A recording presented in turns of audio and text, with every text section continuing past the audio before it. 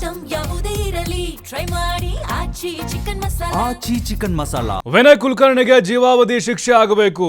ನಾವು ಸಾಕಷ್ಟು ಹೋರಾಟ ಮಾಡಿದ್ದೆವು. ಯೋಗೇಶ್ ಕೂಡ ಸಹೋದರಿ ಅಕ್ಮಾದೇವಿ ಹೇಳಿಕೆಯನ್ನು ಕೊಟ್ಟಿದ್ದಾರೆ. ಬಸವರಾಜ ಮುತ್ತಿಗೆ ಈಗ ಮಾಡಿದ್ದನ್ನು ಆವಾಗ ಮಾಡಬೇಕಾಗಿತ್ತಲ್ವಾ? ನನ್ನ ಸಹೋದರ ಜೀವಂತವಾಗಿರ್ತಿದ್ದ. ನಮ್ಮ ತಮ್ಮನಿಗೆ ಅನ್ಯಾಯ ಆಗಿದೆ, ದೇವರಿದ್ದಾನೆ, ನ್ಯಾಯ ಸಿಕ್ಕಿದೆ. ನಮ್ಮ ತಮ್ಮನಿಗೆ ಶಾಂತಿ ಹಾಗೂ ನ್ಯಾಯ ಸಿಕ್ಕಿದೆ. ನಮ್ಮ ತಾಯಿ ಮನವಿ ಮಾಡಿಕೊಂಡಿದ್ರು ನ್ಯಾಯಕ್ಕಾಗಿ. ನಮ್ಗೆ ಯಾವುದೇ ರೀತಿಯ ಜೀವ ಬೆದರಿಕೆ ಇಲ್ಲ. ನಮಗೆ ಆರೋಗ್ಯ ಸರಿ ಇಲ್ಲ, ಆಸ್ಪತ್ರೆಯಲ್ಲಿದ್ದೇವೆ. ನಾವು ಯಾರಿಗೂ ಅನ್ಯಾಯ ಮಾಡಿಲ್ಲ. ಅಧಿಕಾರ ಹಣದ ಭ್ರಮೆಯಲ್ಲಿ ವಿನಯ್ ಕುಲಕರ್ಣಿ ಇದ್ದ.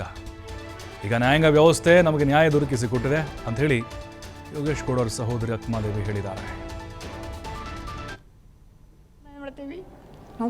ಕೊರೂರು ಬಸವರಾಜ್ಗಾಗಲಿ, ಆಮೇಲೆ ಬಸವರಾಜ ಮುತ್ತಿಗೆಗಾಗಲಿ, ನಾವು CBI ಸರಿಗೆ ಕೋರ್ಟಿಗೆ ಎಲ್ಲದಕ್ಕೂ ನಾವು ಅವ್ರಿಗೆ ಇದಾಗ್ತದೆ ಅಂತ ನಾವು ಕೇಳ್ಕೊತೀವಿ. ಇಷ್ಟೇ ನಾವು ಮಾತಾಡೋದು. ನನ್ನ ಹೆಸರು ಅಕ್ಮಾದೇವಿ ಅಂತೇಳಿ. ನಮಗೇನು ಜೀವ ಬೆದರಿಕೆ ಏನೂ ಇಲ್ಲ ರೀ. ನಾವು ದವಾಖಾನೆಗೆ ಅಡ್ಮಿಟ್ ಇದ್ದೇವೆ. ನಮ್ಗೆ ಆರಾಮಿಲ್ಲದಕ್ಕೆ ಏನು ಇಷ್ಟೇ. ಮೇಲಿನ ಮೇಲೆ ಏನು ಬೆದರಿಕೆ ಅನ್ನೋಕ್ಕೇನಿಲ್ಲ. ನಮ್ಮ ಅಣ್ಣಾರಿಗೆ ಹಾಕುತ್ತಿದ್ರು. ಅದು ನಮ್ಮ ಅಣ್ಣಾರು ಕೂಡ ನಾವು ಇದು ಮಾಡಿದ್ವಿ. ಆದರೆ ಅದು ಇದಾಗೈತೆ ಅಷ್ಟೇ ರೀ. ಹಾಕ್ಯಾರ, ಎಲ್ಲರಿಗೆ ಹಾಕ್ಯಾರ, ಇಲ್ಲ ಅನ್ನೋಂಗಿಲ್ಲ. ನಾವು ಸ್ವಲ್ಪ ಭಯ ಬಿಟ್ಟು ಏನು ನಾವು ಅನ್ಯಾಯ ಮಾಡಿಲ್ಲ. ಅನ್ಯಾಯ ಮಾಡಿದವ್ರಿಗೆ ದೇವ್ರು ಮಾಡೇ ಮಾಡ್ತಾನೆ. ಕೋರ್ಟ್ ಇದೆ, ಕಾನೂನು ಇದೆ, ನ್ಯಾಯ ಅನ್ಯಾಯ ಎಲ್ಲ ಗೊತ್ತಾಗತ್ತೆ ಅಂತ ನಾವು ಕಾನೂನು ಮ್ಯಾಗ ನಾವು ಇದು ಇಟ್ಟಿದ್ವಿ, ಭರವಸೆ ಪಟ್ಟಿದ್ವಿ. ಅದಕ್ಕೆ ನ್ಯಾಯ ಸಿಕ್ಕೈತಿ. 10 ವರ್ಷದ ನಂತರ ನಮ್ಮ ತಮ್ಮಗೆ ನ್ಯಾಯ ಸಿಕ್ಕೈತೆ ಅಂತ ಏನು ಮಾಡ್ತೀವಿ. ನಾವು ಕೊರೂರು ಬಸವರಾಜ್ಗಾಗಲಿ,